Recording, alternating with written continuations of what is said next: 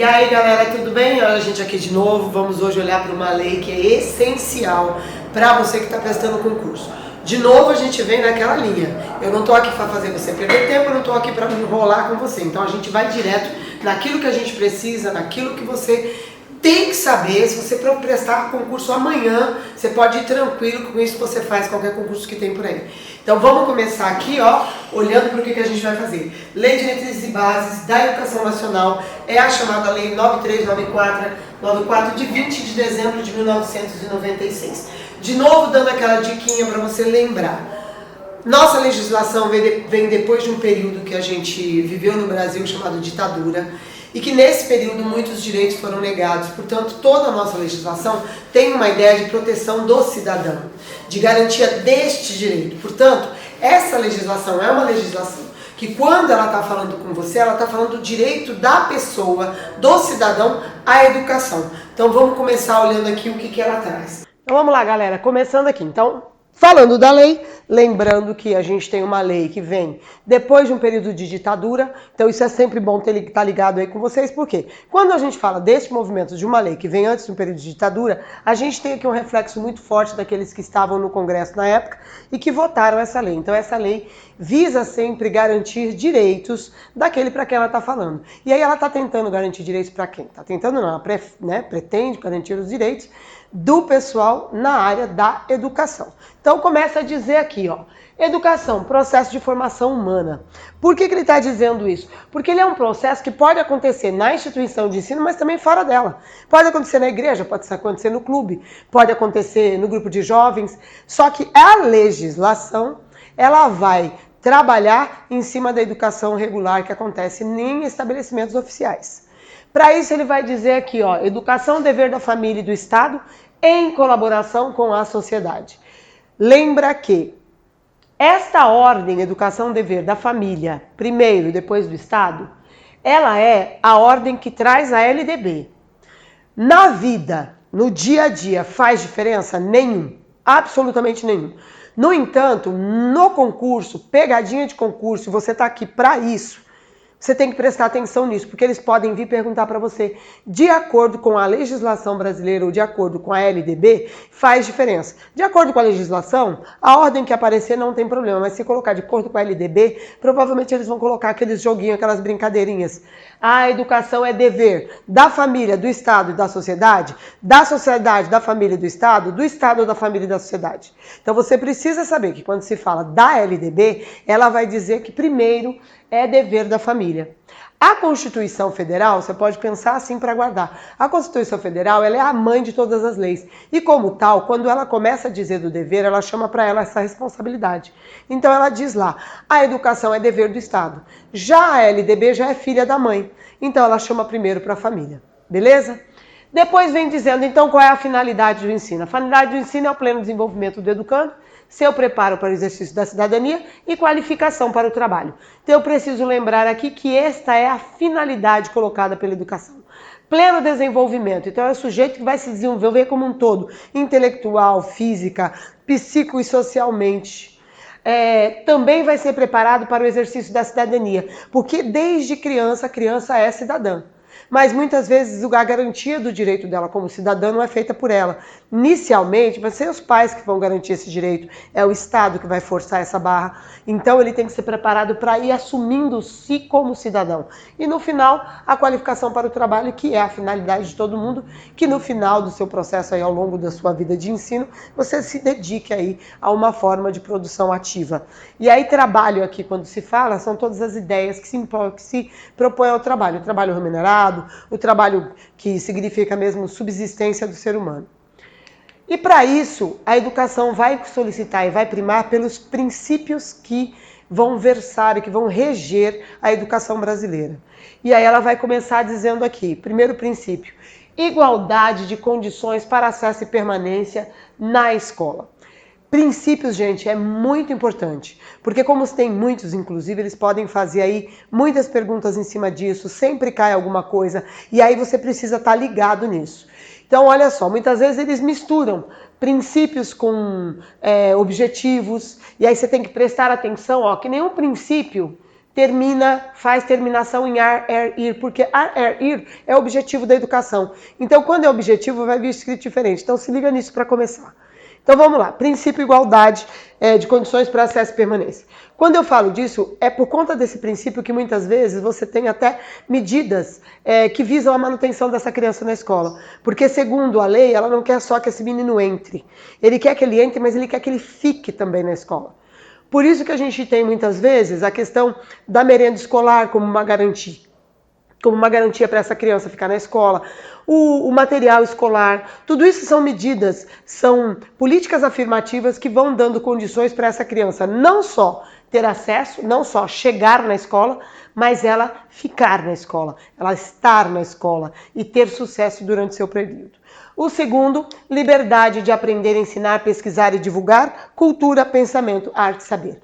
Parece bobo a gente pensar que no Brasil a gente tem um princípio que vai falando que as pessoas têm liberdade disso. Mas você tem países que essa liberdade não existe. Você tem países que não é bem assim, que é o governo que determina quem vai fazer o quê. E aqui no nosso Brasil, no nosso país, a gente tem essa condição de ter liberdade para ensinar. Por isso que você tem na internet, por exemplo, tão ampliada o tipo de conhecimento que você pode até acessar. Você pode estar aqui comigo falando de legislação, você pode estar procurando uma questão de culinária, você tem uma questão de teatro, as pessoas ensinam a cantar, a pessoa às vezes ensina a fazer nada, né? Ensina bobeira. Então, por quê? Porque tem este princípio que diz que eu tenho liberdade de aprender, ensinar, pesquisar, divulgar cultura, pensamento, a arte e o saber. E isso vai vir junto com a ideia de pluralidade de ideias e concepções pedagógicas. Então a gente entende que no Brasil eu não tenho apenas uma ideia vertente. Eu tenho diversas ideias, uma pluralidade grande e várias concepções pedagógicas. Agora, eu preciso estar lembrando o seguinte: não significa que você vai prestar o concurso público e chega lá você aplica o método que você quer. Porque quando você está prestando um concurso público, aquela prefeitura está dizendo para você qual é a opção que ela está fazendo. E aí você não pode ferir princípios básicos dos direitos humanos. Então, não é por conta disso que você vai poder chegar na escola e botar os meninos de castigo. Tem que ter esse bom senso aí. Mas você pode escolher qual é a concepção pedagógica que você segue e qual é que você propõe trabalhar. Por isso que a gente tem aí escola Waldorf, piagetiana, tradicional, religiosa, porque elas têm essa condição, porque elas podem ter, porque no país a gente tem essa liberdade de ideias e pluralidade de concepções. Respeito à liberdade e apreço à tolerância. Então este é um princípio. Por que ele está em vermelho ali? Está em vermelho ali porque esse é um princípio que só tem na LDB. Você não vai achar esse princípio na Constituição Federal. Então tem que dar uma ligada nisso, justamente para você não cair nas pegadinhas de concurso, tá bom? Então vamos lá. Respeito à liberdade e apreço à tolerância significa que todo o currículo brasileiro, toda a questão que envolve a educação, vai trabalhar sempre tendo em vista que eu vou respeitar a liberdade de todos e vou trabalhar para que a tolerância, a colaboração seja objeto também de observação e de trabalho na escola. Coexistência de instituição pública e privada significa que a legislação está trabalhando para a educação de um modo geral. E aquilo que da educação brasileira como um todo vai servir inclusive para a escola privada. E ele não está desclassificando nem dizendo que é proibido. Ele vai dizer, não, existem as duas. E vão coexistir. Aquilo que é aplicado só à escola pública, a lei vai trazer. E o que não vale para as duas. Gratuidade do ensino público em estabelecimento oficial. Então tá aqui aquilo que eu estou dizendo. Aquilo que é só da escola pública ele vai dizer. Então ele está dizendo gratuidade do ensino público. A escola privada é ela que define se o serviço que ela vai prestar é gratuito, pode ser, através de uma filantrópica, através de uma entidade que está prestando um serviço religioso, por exemplo, ou um ensino privado. E aí nós temos aí uma série de escolas que cobram pelo esse serviço. Então a escola privada tem essa característica. Então a gratuidade é do ensino público em estabelecimento oficial. Valorização do profissional da educação escolar é aquela ideia de que eu preciso investir na formação do professor, e aqui ele não está falando só professor, ele está falando profissional da educação, então ele está falando de professor, ele está falando de diretor, ele está falando de coordenador, ele está falando do pessoal dos inspetores, ele está falando deste profissional que trabalha na educação e que vai fazendo a educação ficar melhor. Princípio 8, gestão democrática do ensino público. De novo, está falando da gestão democrática aonde? No ensino público. Ele não vai dizer gestão democrática para a escola particular, porque a escola particular vai ser democrática se ela quiser, ela tem um dono. Agora, é o serviço público que é de todo mundo e que, portanto, precisa ser gestionado pelo grupo. É por esse princípio que você tem conselhos de classe, você tem a associação de pais mestres, APMs, porque são elas que vão ajudando a escola a gestionar economicamente a situação financeira. É por ela que você tem a obrigação do professor de participar na construção do projeto político da escola. Tudo isso vem a partir deste princípio de gestão democrática do ensino público. Garantia de padrão de qualidade. Este princípio é o que vai balizar algumas ações que visam, por exemplo, um piso salarial para que nenhum professor possa ganhar menos do que aquilo que está estabelecido na lei.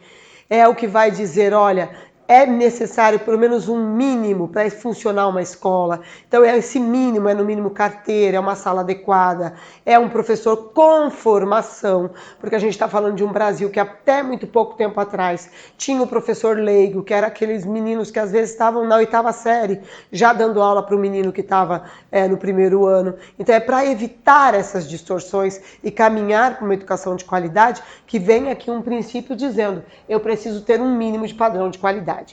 Hoje, uma das questões que garante esse padrão de qualidade é justamente o Fundo Nacional para o Desenvolvimento da Educação Básica, que é o Fundeb. Esse Fundeb que vai garantindo aí a equalização das verbas para os municípios que têm menos condições econômicas poderem dar essa qualidade, essa equalização aí nas condições de educação pelo Brasil afora. O que está em vermelho, vamos voltando lá, o que está em vermelho é aquilo que só tem aqui na LDB, então está aqui dado a diquinha para você. Então vem valorização da experiência escolar, é por isso que muitas vezes você faz um curso e você pode aproveitar coisas que você já tem, então a escola tem esse papel dessa valorização, vinculação entre educação escolar, o trabalho e prática social, então está dizendo, olha pessoal, essa educação que está aí tem que ter uma ligação com a vida do cidadão, com a vida da pessoa. Ela não pode estar apartada, ela não pode estar fora. Esse princípio aí é que vai dizer, que você vai ver aí em outros autores dizendo, se eu quero que o menino aprenda a ler e escrever, ele tem que estar lendo aquilo que é social, porque eu tenho que estar ligando estas questões, eu tenho que ter a educação voltada para a vida dele, e aí ela vai ser voltada para o trabalho e para as práticas sociais. E o 12, que vai falar da consideração com a diversidade étnico-racial, que é aquilo, se a gente olha para o lado, numa sala de aula, você se depara com a diferença que é esse país. Esse país é marcado por isso. Nós temos uma qualidade de etnias, de raças, todas juntas, misturadas numa sala de aula, que é difícil você encontrar em outro país. Você chega no Japão, você tem noção, você sabe o que é um japonês, um nativo, a população tem uma característica bem parecida. Você chega na Alemanha, você também tem isso mais definido. Você chega na África, você tem isso mais definido. No Brasil, nós não temos. A marca nossa é essa diversidade. Então, por sermos tão diversos, a legislação tem que chamar a atenção e dizer, olha, precisamos trabalhar nesse princípio. E é por esse princípio que a gente vai tendo reflexos na lei aí, que vão modificando até o livro didático, as apresentações, o tipo de discussões que você faz na escola. E garantia do direito à educação e aprendizagem ao longo da vida. Essa mudança ao longo da vida aconteceu aí em 2018, é uma mudança relativamente recente.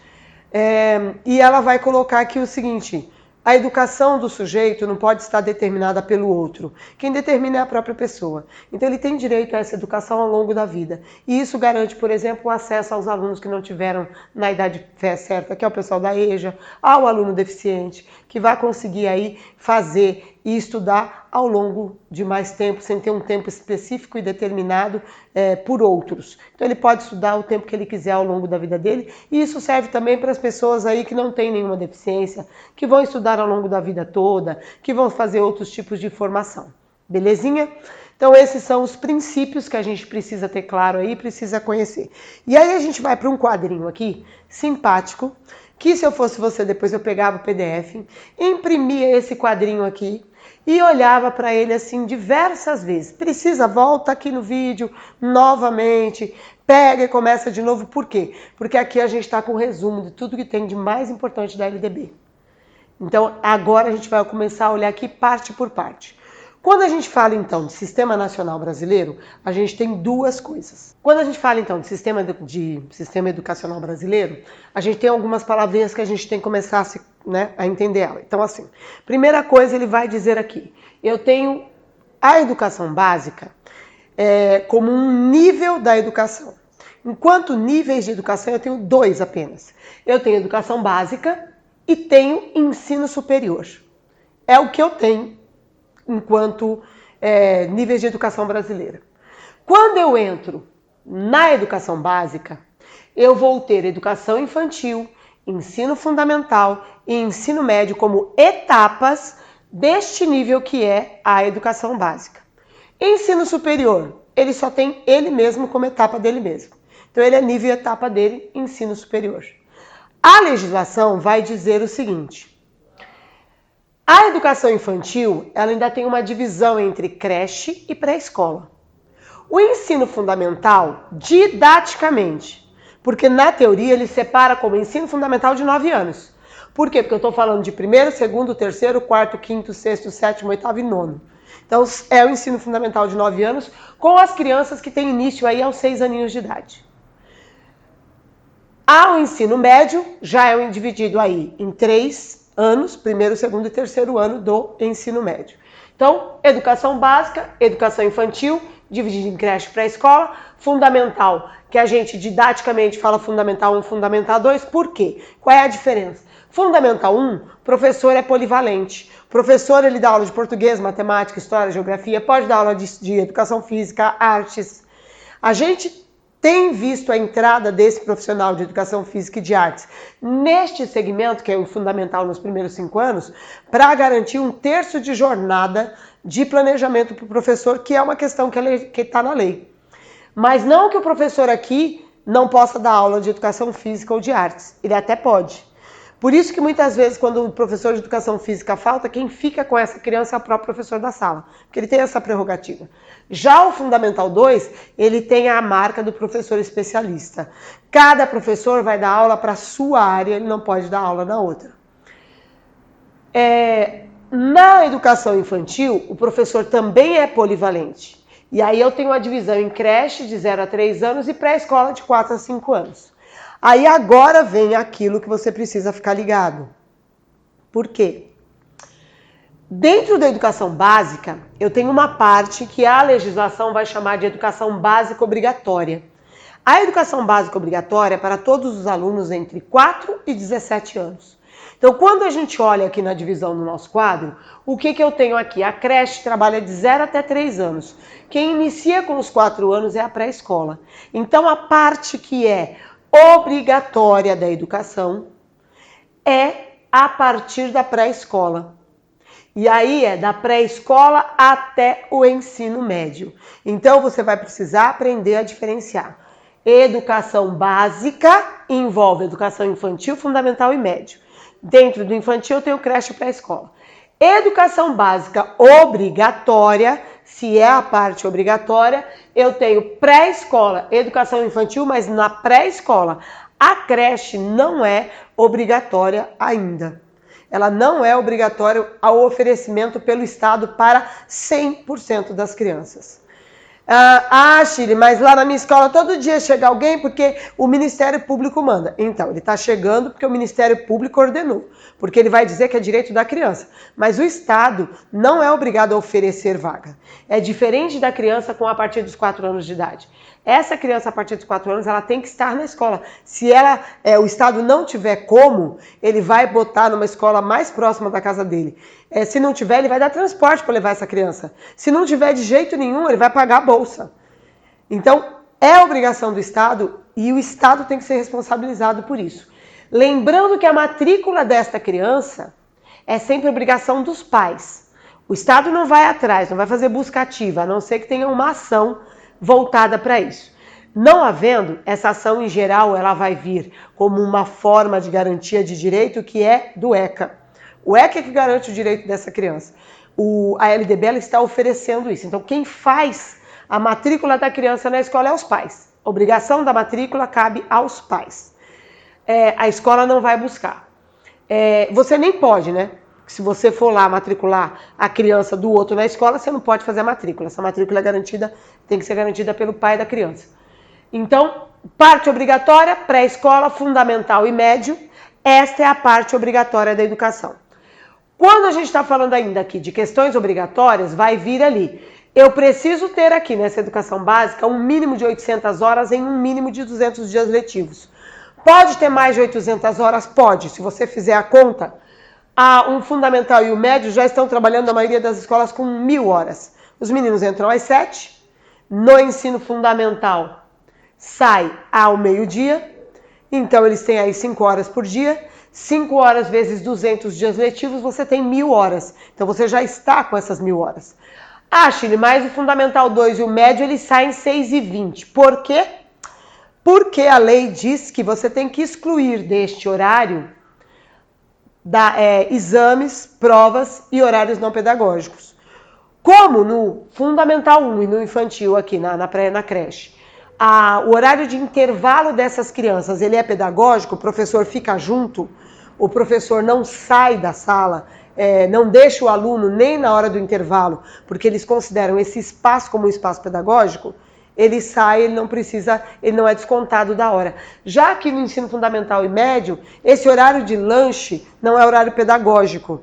Ele não tem função educativa neste movimento. Por isso, eles ficam até 6h20, porque isso aí não é contado o tempo de aula. Então, por isso que tem um pouquinho mais. Então, eles continuam tendo 5 horas de aula, com 200 dias letivos, 1000 horas. Lembrando que na lei, aqui no ensino médio, vai falando de uma progressiva extensão desta carga horária para 1.400 horas. Então, a ideia é que se chegue a isso aqui até, assim que der progressivamente, para um período integral. O que a lei traz aqui, que até 2017 ela tinha que já estar com 1000 horas, que isso é o que já está sendo cumprido. Voltando aqui então, nós temos então, dentro da educação básica obrigatória, ensino fundamental e médio principalmente, infantil trabalha de uma forma diferente, no fundamental eu vou ter aqui o que ele chama de uma parte comum enquanto currículo e uma parte diversificada. Nesta parte comum, eu vou ter língua portuguesa, matemática, história, geografia, ciências, artes, educação física e educação religiosa e a partir do 6º ano, inglês. Então o inglês ele é obrigatório a partir do 6º ano. E aí inglês não é outra matéria, não é outra língua, não é língua de melhor circulação, é o inglês. A escola pode ter inglês e espanhol? Pode. O inglês na parte comum obrigatória e o espanhol na diversificada. Não tem problema. Quando a gente vai falando aqui, a educação vai ser ministrada na língua portuguesa, garantindo às comunidades indígenas o direito ao uso da língua materna. Então, a comunidade indígena pode também trabalhar, só que ela não vai não ter língua portuguesa. Ela vai ter língua portuguesa dentro, também junto com a língua materna. Então é garantido o direito da outra, mas ele tem acesso às duas. Então é uma educação bilíngue nesse caso. Quando eu falo de educação física, a lei vai dizer o quê? Que a educação física o cara poderá não fazer educação física, ou ele é facultativo para o aluno que tiver mais de 30 anos de idade. O cara com mais de 30 anos de idade, acho eu, que o pessoal pensa que pode se matricular aí na academia, vai fazendo ginástica lá, não precisa fazer educação física.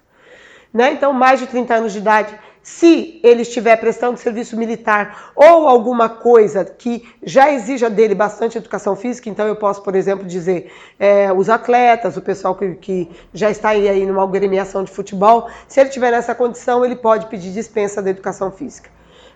A pessoa que tem filho, na lei vai dizer que tem prole. Então, o cara que tem prole, que tem filho, já é ginástica suficiente, não precisa fazer educação física. E também o aluno que já está trabalhando mais do que 6 horas, esse cara que já tem uma carga de trabalho mais de 6 horas, ele pode pedir para ser dispensado da educação física. E aquele que está afastado por um decreto que é atestado médico. Então, se ele estiver afastado por atestado médico, por algum impedimento da ordem médica, de física, por deficiência, ele pode também não fazer educação física. Então, são esses casos aí que a educação física ela se torna facultativa. Ensino religioso, ainda que alguns fiquem assustadinhos aí com isso, o ensino religioso ele é parte comum do meu currículo, portanto, ele vai ser obrigatório. Ele está na Base Nacional Comum Curricular na BNCC como matéria, inclusive separada. Ele vai entrar na nossa legislação, no nosso dia a dia, como trazendo princípios éticos e história da religião, mas eu preciso lembrar que ele é obrigatório o oferecimento pelo Estado, mas ele é facultativo ao aluno. Por isso o pai pode dizer, eu não gostaria, eu não quero, por conta da minha religião, que meu filho participe desta atividade ou daquela atividade. Então isso pode acontecer. Quando eu falo de currículo, está envolto também a questão da avaliação. E aí na legislação ele já vai trazer que a avaliação ela precisa ser contínua, ela precisa prever o sucesso deste aluno, ela tem que garantir condições para que esse aluno possa avançar no caso de aproveitamento de cursos que ele construiu com êxito. Então, se ele já fez um curso, vai fazer um outro, que este curso já tem matérias que ele já cursou, ele pode pedir dispensa, ele pode pedir classificação e reclassificação em qualquer tempo, exceto no primeiro ano. Então, se a criança está em idade do primeiro ano, ele não pode ser reclassificado. Ele vai ser reclassificado a partir do segundo, se assim for. Então, se você recebeu um menino que veio do interior, um menino que veio de fora do país, e você não sabe se ele já cursou, que série que ele está, você pode fazer uma pequena avaliação entre vocês ali, pode fazer uma avaliação por escrito, e por conta disso, você pode reclassificar esse aluno de forma que ele fique mais próximo da idade dele e da série que ele deveria estar. Você só não pode fazer isso quando ele já está na idade de entrar na primeira série, e aí é o primeiro aninho dele de escola, neste caso de primeiro ano, não tem reclassificação. Salvo aquelas situações de superdotação e tal, mas aí precisa de equipe multidisciplinar, que vai fazer essa avaliação junto com a escola, e aí não há decisão individual. Continuando aqui, a gente chega aqui, ensino superior. Quando se fala de ensino superior, a lei vai dizer que ela vai dar acesso aos níveis mais elevados da pesquisa e da criação, só que segundo a capacidade de cada um. E aí você vê a segunda capacidade como você quiser. É capacidade financeira, é capacidade física, é capacidade mental, qual é a capacidade que você tem. Então, o acesso à universidade, à faculdade, ao ensino superior, vai ser de acordo segundo a capacidade de cada um. Nesse caso aqui, o ensino superior também está fora desta faixa que é obrigatória. Então, o Estado não precisa garantir para todo mundo. Além disso, a gente vai ter mais coisinhas aqui. Dentro do sistema de educação, além da etapa, né, dos níveis, nível educação básica e superior, etapa, ensino de educação infantil, fundamental e médio, eu tenho uma outra nomenclatura que é a modalidade. A modalidade é uma forma desta educação que vai acontecer junto com as outras. Então, quando se fala de educação, ele vai dizer que o sujeito tem direito a ensino fundamental e médio, inclusive para aquele que não teve acesso na idade própria. Quem é que não teve acesso na idade própria? O aluno da EJA. O aluno que é da educação de jovens e adultos, que está fora da educação e que por algum motivo não conseguiu fazer, seja porque foi expulso da escola, seja porque na época ele não teve acesso, seja por outros motivos pelo qual as pessoas se envolvem aí na vida e acabam não estudando. Então ele tem direito, e o Estado tem que oferecer, esta educação de jovens e adultos na modalidade EJA, para o atendimento no fundamental, para o aluno que tem mais de 15 anos. Por quê? Porque até os 14 anos ele está dentro da idade regular, na qual ele teria que estar cumprindo aqui o ensino fundamental. Então ele não pode começar a EJA antes dos 14. E vai vir aí o ensino médio a partir dos 18. Porque dos 15, 16 e 17 anos ele estaria cursando o ensino médio na idade regular. Então, estando na idade regular, não pode fazer ensino médio. Então, para iniciar a EJA no ensino fundamental, só a partir dos 15 anos. Para iniciar o ensino médio, só a partir dos 18 anos. Antes disso, eu não posso participar da EJA. Outra modalidade que a legislação vai dizer... E aí, antes disso. E aí, assim, gente, EJA a partir do ensino fundamental. Por quê? Educação infantil se organiza por idade, né? O menino tem 3 anos, ele está na creche. Se ele tem 4, ele vai para o fundamental, ele vai para a pré-escola. Ele não vai repetir, ele não volta. Porque educação infantil não tem reprovação. Não adianta, se o menino não fez educação infantil, ele não vai voltar para fazer, porque a organização dela é por idade. Por isso que EJA é só a partir do ensino fundamental e médio. Agora, aqui, a lei vai dizer, inicia-se aos 6 anos. Por que inicia-se? Se tudo der certo, ele termina com 14. Mas o cara pode ter percalços aqui.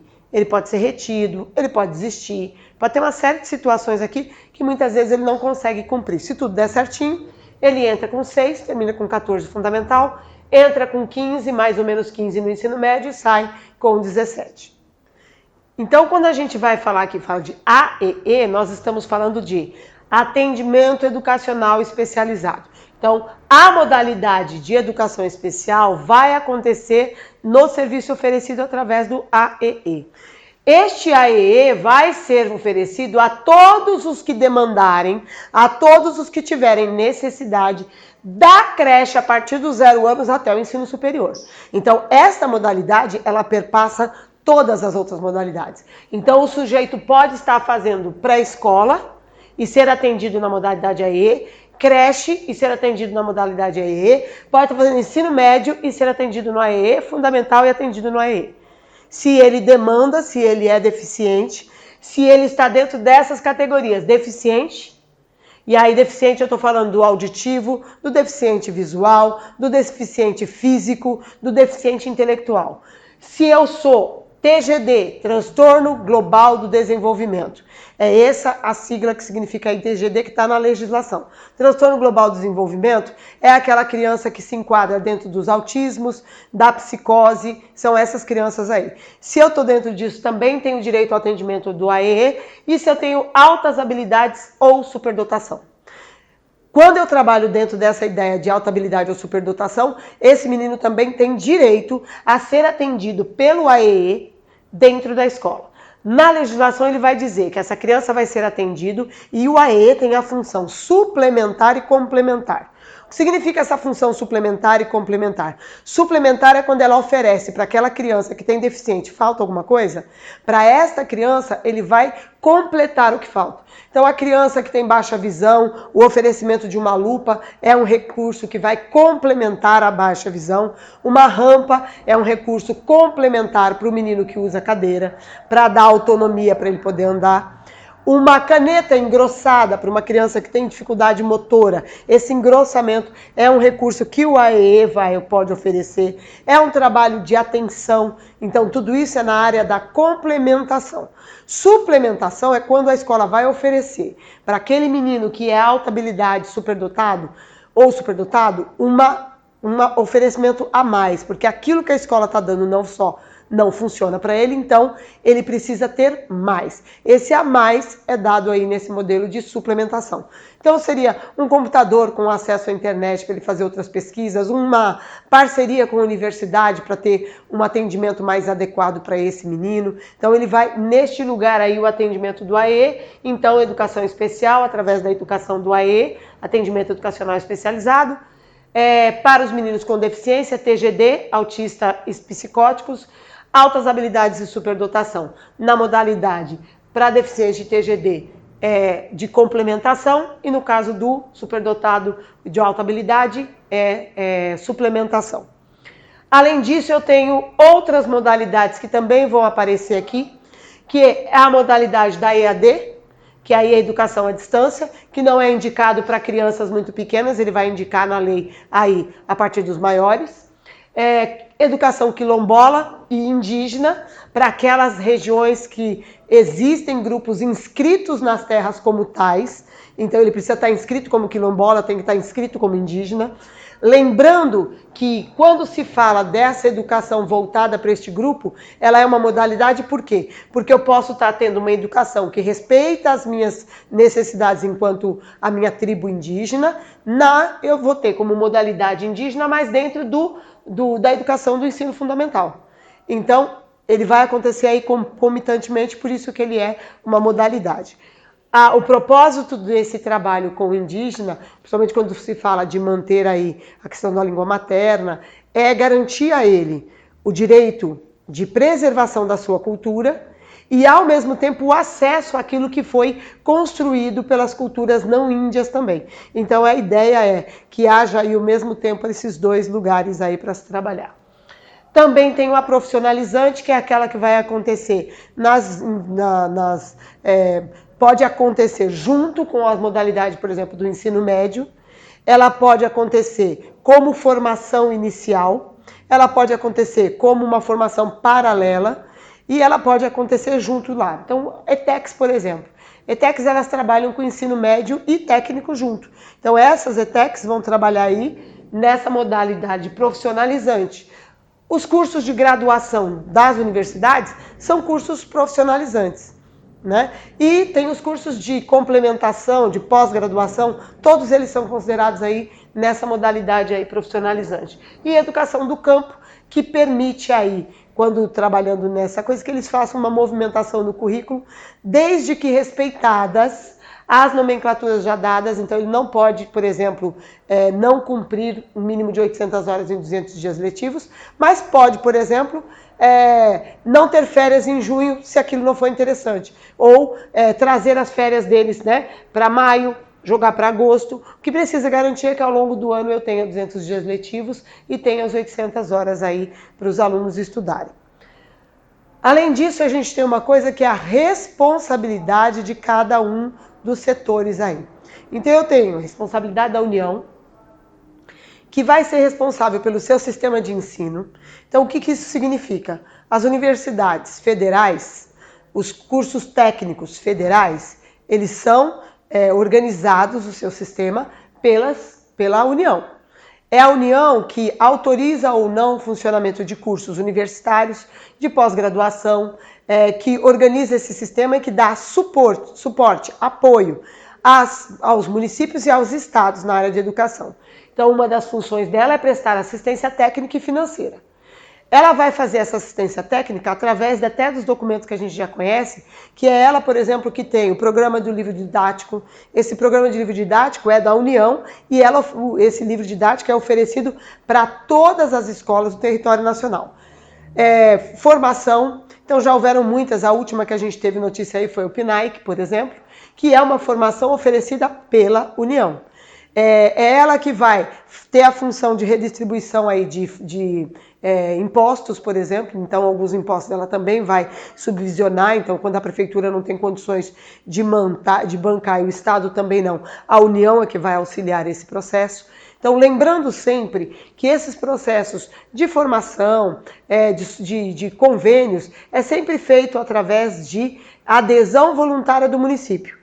Então, por mais que a União esteja lá oferecendo para todos, o município tem que se inscrever. Então, o livro didático é papel, é da União, ela faz essa assistência técnica e ela oferece para todas as escolas do Brasil o livro didático. Mas a escola, através da sua rede municipal, tem que fazer a inscrição solicitando.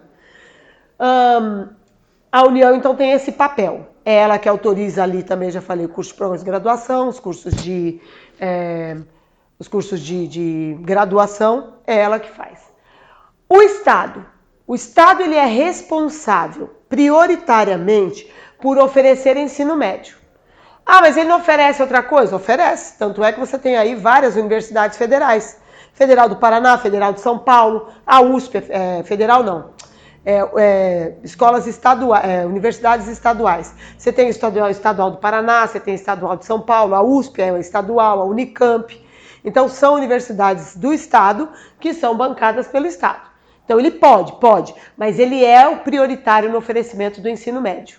E vai trabalhar em regime de colaboração também para garantir o ensino fundamental. Junto com quem? Com o município. Que o município é responsável por garantir prioritariamente o ensino fundamental e educação infantil. Nessa coisa o que acontece? Como é que trabalha aqui então no ensino fundamental? Em regime de colaboração. Como é que é esse regime de colaboração? Do jeito que estados e municípios conseguem dar conta. Você vai ter estados que o estado fica com o Fundamental 2 e o município fica com o Fundamental 1, então ele atende todo mundo do 1º ao 5º ano. Você vai ter município que não dá conta disso, então ela divide, vai ter escola municipal do 1º ao 5º, estadual do 1º ao 5º. Você tem municípios como São Paulo, que ele atende junto com o estado de forma igual, do 1º ao 9º. Então isso é uma organização que eles vão fazer entre eles. Município e estado que vão se organizar. Município, o estado, ele vai ter que organizar aquilo que é do seu sistema. Então as escolas que são dele, é ele que organiza horário, é ele que organiza tempo de escola, ele que organiza o processo educativo, que cria o seu currículo, é o estado. Por isso que a gente tem muitas vezes datas que não batem entre estado e município, porque cada um organiza o seu. Os municípios vão organizar o seu sistema de ensino, vão autorizar o funcionamento das escolas do seu sistema de ensino, o estado vai autorizar os dele. O município pode optar por um currículo seu ou pode, inclusive, assumir o currículo do estado. Não tem problema. Através de convênios eles podem fazer isso. E eles são responsáveis, cada um, pelo transporte das crianças do seu sistema de ensino. Município pelo dele, estado pelo dele. As escolas, nesse meio de caminho, também apresentam na legislação formas de serem organizadas. Então, é a escola que tem que zelar pela presença do aluno, ela tem que fazer aí o censo escolar sempre, porque é este censo escolar que vai garantir aí verbas e controle de quem recebe e não recebe dinheiro. É a escola que vai zelar pelo cumprimento dos 200 dias letivos e das horas aulas. É ela que vai garantir condições para que o professor proceda à recuperação paralela deste aluno e que ela deve acontecer de preferência ao longo do ano letivo, não fora dele, porque não é para o menino só lá no final do ano fazer uma recuperação e aí não recupera nada. Então isso tem que ser ao longo do período. E é ela que vai garantir a gestão democrática da escola. Além disso, é uma obrigação da escola, como está dizendo na lei, que ela vá promover ações contra o bullying, a favor do desenvolvimento humano e das relações mais humanitárias. Esse é o papel da escola. O professor também tem um papel na legislação. Vai dizer lá que o professor é o responsável pelo cumprimento dos dias letivos e das horas aulas. Ele é o responsável por colocar o seu aluno, por dar ao aluno, organizar como vai ser feito essa recuperação paralela, por garantir para o aluno a recuperação dos alunos que têm menor rendimento na escola. É ele que vai fazer isso. É ele que vai acompanhar e que vai fazer a falta, que vai acompanhar a presença, as faltas desses alunos. É ele que vai fazer ali a conversa junto com a comunidade, porque é ele que vai dar aula, então ele que conhece melhor o aluno, então ele que vai fazer essas reuniões de pais e vai travar espaços ou vai criar as condições para a conversa com essa comunidade. Então esse é o papel aí do professor dentro dessa legislação, dentro da legislação como um todo. E aí a gente passou aqui, dentro dessas questões, eu tenho um tanto aqui que é de destinação de verba. Então, diz lá na lei que União vai destinar nunca menos de 18% para o trabalho, para a verba destinada à educação. Estado, Distrito Federal e município vão destinar nunca menos de 25% do que é proveniente dos seus impostos para a educação. Então, isso são números que a gente tem sempre que guardar. Outro númerozinho que eu preciso guardar aqui na questão da lei. É obrigatória a presença do aluno na educação infantil por 60% do tempo. No fundamental, a coisa aperta um pouquinho mais. O aluno tem que estar na escola, tem que frequentar 75%, então ele tem que ter 75% de presença. No ensino médio também tem que ter 75% de presença. E aqui tem mais uma coisinha. Se o menino começa a faltar, é dever da escola comunicar o conselho tutelar reiterados casos de excessos de falta, evasão e repetência. E aí, aqui teve uma mudançazinha recente que vai dizer assim: a escola tem que comunicar o conselho tutelar quando o menino chegar a 30% do limite máximo de faltas que ele tem direito. Então, isso a gente precisa verificar aqui do que é que ele está falando. Então, ele está dizendo assim, olha, eu tenho 200 dias letivos, então 25% disso é o que menino pode faltar.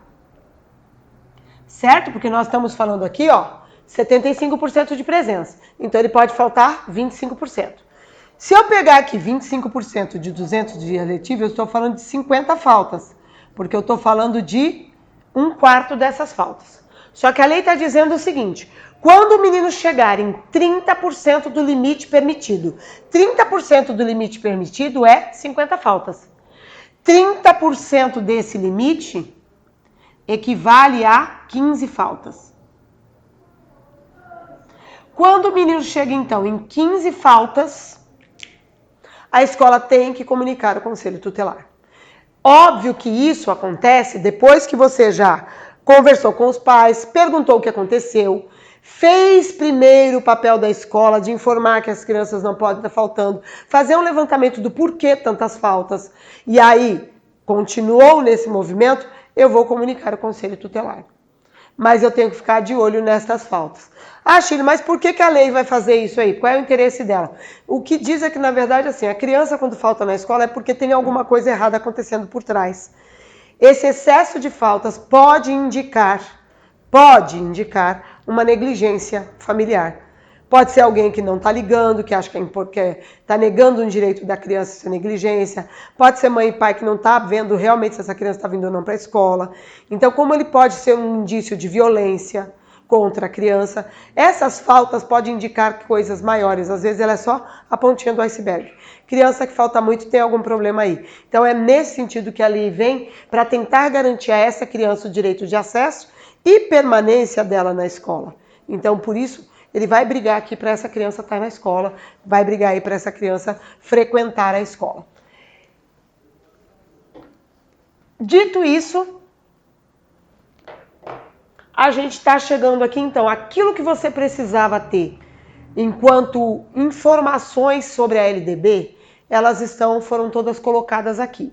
Mas aí, eu recomendo que você vá na lei, dê uma lidinha, pega lá, dá uma inteirada, né? Até para você, porque aí esse quadro vai ficando cada vez mais claro para você e você vai colocando aí, vai tendo outras informações.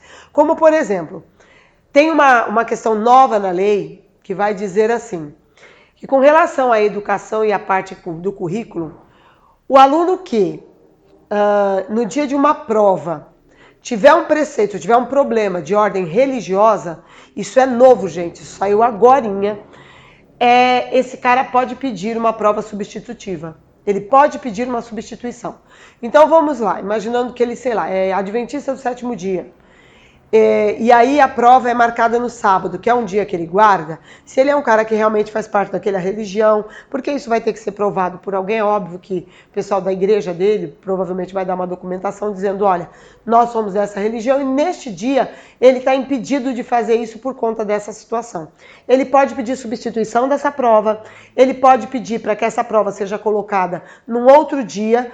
E isso pode ser através de um trabalho ou através de outra prova, desde que garantido que esse trabalho, se for o caso, seja dentro daquilo que ele perdeu, dentro do conteúdo que estava programado para aquele dia que ele perdeu a atividade.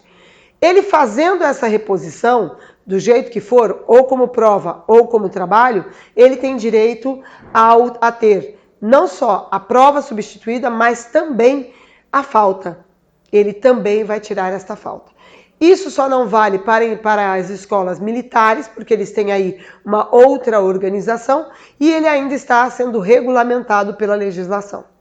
Mais um outro detalhezinho que coloca aqui é que, além dessa questão do currículo, também precisa considerar o trabalho na relação étnico-racial, e para garantir esse trabalho com essas relações, favorecendo principalmente aqueles grupos que formam o povo brasileiro, então garantindo dentro do estudo, da parte comum, a matriz indígena, a matriz africana e a matriz europeia, porque essas três fazem parte do povo brasileiro, principalmente nas áreas de língua portuguesa, história e artes. Não pode acontecer nas outras matérias? Pode. Você pode trazer um jogo indígena, você pode trazer uma atividade de educação física que é africano, não tem problema nenhum, mas ele tem que, pelo menos, em língua portuguesa, artes e história, ele é obrigatório aparecer. Por conta disso também que a gente tem aí a modificação nos livros didáticos, que tem que contar com as etnias diferentes, tem que trazer outras possibilidades, até porque você precisa ter esse trabalho representado aí nesses 3 lugares. E aí é isso que a gente tem aqui, que a gente pode estar colocando. Só para terminar, em artes eu preciso lembrar que eu preciso ter música, eu preciso ter dança, eu preciso ter teatro e artes visuais como linguagens que precisam ser trabalhadas aqui dentro de artes. E é isso, minha gente, que a gente tem aqui da LDB e que foi essa grande pincelada aí que você tem, mas que tem todas as informações que você precisa para se dar bem na prova que você vai fazer hoje ou amanhã, ou para pegar aí uns simulados e começar a fazer. E aí, falando em simulado, vamos dar uma olhadinha aqui e vamos fazer aí um simulado também para a gente ver como é que a gente se sai, beleza?